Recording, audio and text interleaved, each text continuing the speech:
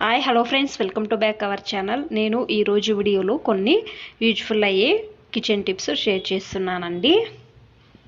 KG బెల్లము ఉన్న నిమిషంలో పొడి చేసే టిప్స్ చూపిస్తున్నానండి. ఏ సుత్తి కానీ మిక్సీ జార్ కానీ యూజ్ చేసే అవసరం లేదండి.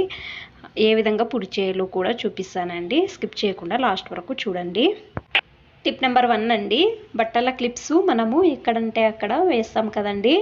మీరు ఏం చేయాలి అంటే, పాతది ఏదైనా పక్కన పెట్టి ఉంటారు కదండి, కుక్కర్ బెల్ట్ తీసుకోండి. ఈ విధంగా వేసి ఎక్కడైనా తగిలిస్తే మీరు ఈజీగా ఎన్ని కావాలో అన్నీ యూజ్ చేసుకోవచ్చండి. ఈ విధంగా అండి ట్రై చేయండి ఒకసారి. టిప్ నెంబర్ 2 అండి, మనం సోప్ యూజ్ చేస్తాం కదండి, అయినా దీనికి వచ్చిన బాక్స్ ఉంటుందండి, అది డస్ట్బిన్లోకి పారేస్తామండి.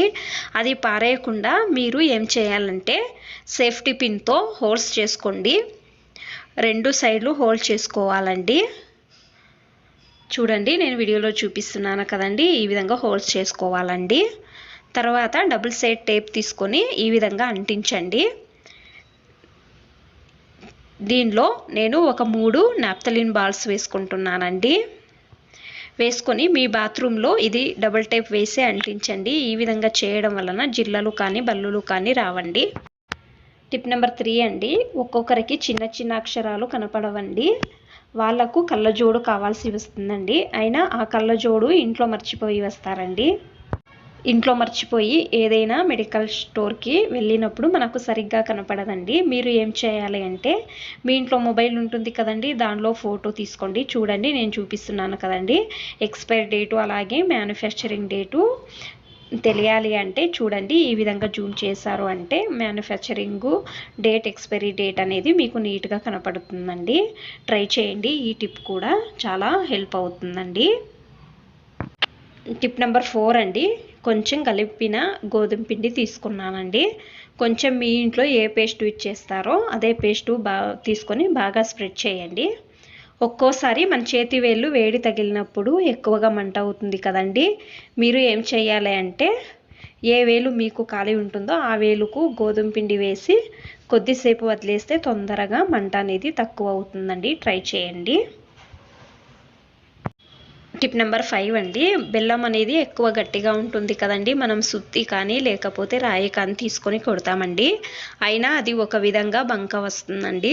అంత బాగా పొడి కాదండి. నేను చూపించే టిప్స్ గురించి మీకు బాగా పొడి చేసుకోవచ్చండి.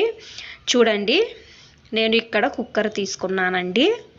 తీసుకొని దాని కింద ఉప్పు వేసుకుంటున్నానండి. ఉప్పు అయినా వేసుకోవచ్చండి, మన్ను అయినా వేసుకోవచ్చండి. అలాగే దీనిలో ఒక గిన్నె పెట్టుకుంటున్నానండి. దీనిలో బెల్లం పెట్టండి. పెట్టి మీరు మూత వేసి, అంటే కుక్కర్ విజిల్ ఏం వేయవద్దండి, అలాగే పెట్టండి. కుక్కర్ విజిల్ వేసే అవసరం లేదండి. ఈ విధంగా అండి గ్యాస్ ఆన్ చేసుకొని మీడియం ఫ్లేమ్లో ఒక 10 నిమిషాలు వదిలేయండి. గ్యాస్ ఫ్లేమ్ అనేది ఆఫ్ చేయండి. తర్వాత చూపిస్తానండి మీకు ఓపెన్ చేసి. మెత్తగా అయ్యిందండి బెల్లము. చూడండి, ఇప్పుడు చాకు తీసుకొని కట్ చేసుకుంటున్నానండి.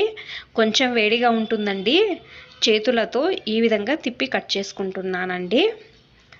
బెల్లం పొడి చేయడం కష్టం అనుకునే వాళ్ళు ఈ విధంగా ఈజీగా చేసుకోవచ్చండి. కొంతమంది ఇళ్లలో అయితే ఓవెన్ అనేది ఉండదండి. అలాంటి వాళ్ళకు బాగా హెల్ప్ అవుతుందండి ఈ టిప్ అనేది. చూడండి, ఈ విధంగా అండి చాకుతో నీట్గా కట్ చేసుకుంటున్నానండి. బాగా నీట్గా పొడి అవుతుందండి. చూడండి ఎంత బాగా నీట్గా పొడి అవుతుందో కదండి. చూడండి, ఇంకా కొంచెం ఉందండి, అది కూడా నేను కట్ చేసుకుంటున్నానండి.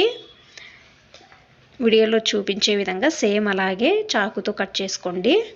చూడండి, ఇది అంతా పొడి చేసుకున్నాను కదండి. ఇది ఒక బాక్స్లో స్టోర్ చేసి పెట్టుకోండి. చూడండి, ఈ విధంగా అండి. చూడండి ఎంత నీట్గా పొడి అయ్యిందో కదండి.